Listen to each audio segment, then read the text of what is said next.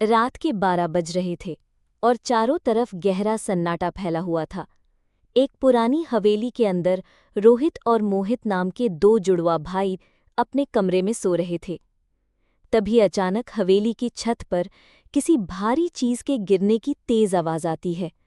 मोहित की नींद खुल जाती है और वो रोहित को भी जगा देता है। दोनों एक दूसरे की तरफ डर के मारे देखने लगते हैं। रोहित हिम्मत करके टॉर्च लेकर ऊपर की मंजिल की ओर बढ़ता है। जैसे ही वो सीढ़ियां चढ़ता है, एक बूढ़ा आदमी लाल आंखों के साथ अचानक उसके सामने आकर खड़ा हो जाता है और कहता है, तुम लोगों ने जिस कमरे में कब्जा किया है, वो मेरे बेटे की आत्मा का कमरा है। इतना कहकर वो अचानक गायब हो जाता है। रोहित नीचे भागता है, लेकिन जैसे ही वो अपने कमरे में पहुंचता है, तो देखता है कि उसका भाई मोहित हवा में लटका हुआ है और उसके चारों तरफ काले धुएं का एक घेरा बना हुआ है। तभी दीवार पर खून से लिखा दिखाई देता है, मोहित ने मेरे बेटे को इसी हवेली में मारकर जिंदा जलाया था, अब उसकी बारी है।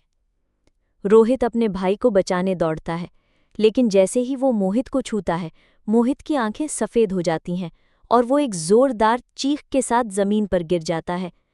रोहित बेहोशी की हालत में पास के पंडित के पास जाता है, लेकिन जैसे ही वो उसे सब बताता है, पंडित सिर्फ इतना कहता है, अब कुछ नहीं हो सकता, वो आत्मा अब अपना बदला ले चुकी है।